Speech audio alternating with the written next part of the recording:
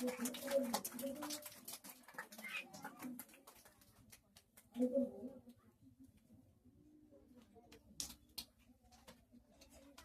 আমাদের প্রিয় মানুষ, যে মানুষের কথা নামে আমাদের ঘুরে যার হাত ধরে কিন্তু আমাদের আশীর্বাদ আমাদের সাথে চলছিলেন, যার মনে আশীর্বাদ এবং সবসময় আমাদের মাথার উপর আছে যে প্রিয় মানুষটা পূজনীয় ডক্টর সুব্রত মিশ্র মহাশয়। উনি বিভিন্নভাবে আমাদেরকে শুধুমাত্র যে আজকে আসে না, প্রতিনিয়ত উনি বিভিন্নভাবে আমাদের ফোনে প্রতিনিয়ত এই যে খোঁজখবরটা লাগে, প্রতিনিয়ত আমাদের খোঁজখবর লাগে যে কিভাবে কি চালানো যায়, কি করা যায়। তো আমাদের পূজনীয় সুব্রত মিশ্র মহাশয় আমাদের মধ্যে আছে। তো আমাদের ছাত্রীদের দ্বারা কিন্তু আমরা গ্রহণ করে নেব।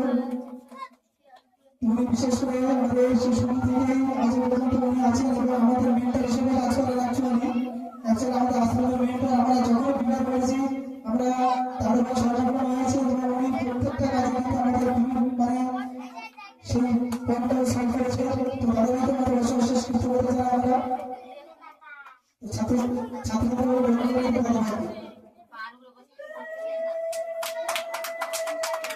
তুমি ভারত স্যার হাইস্কুল শিক্ষক করেন এবং এই সুন্দর সময় দেওয়ার জন্য আমাদের অশেষ ধন্যবাদ জানাই সবাইকে।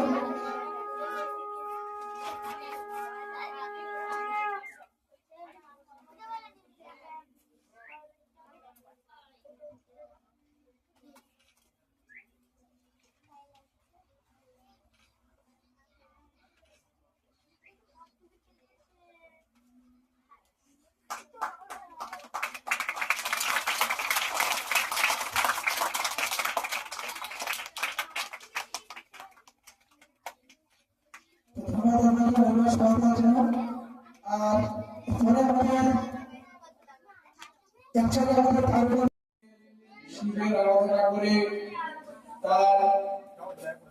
তাকে লাভ করেছিলেন তারা, সেই জন্য তার নাম রাখা হয়েছিল বিলেশ্বর। সংক্ষেপে ছোটবেলা তাকে বিলে বলে ডাকা হতো। এই বিলে ছোটবেলা থেকে খুবই দুরন্ত ছিল, এত দুরন্ত ছিল যে বাড়ির সবাই তার দুরন্তপনায় অতিষ্ঠ হয়ে উঠত।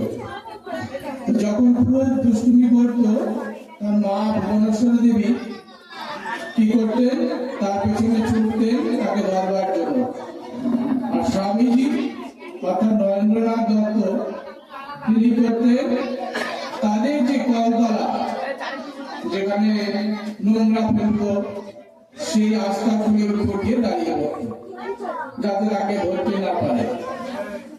মা কি করতেন, অর্থাৎ ভুবনেশ্বরী দেবী তখন ছুটে গিয়ে তাকে ধরে আনত এবং কলতলায় এনে ঘটি ভরে ভরে শিব শিব বলে স্নান করিয়ে দিত। তখন তার দুষ্টুমি জানতে হতো। তিনি যে শুধু দুষ্টুমি ছিলেন তা নয়,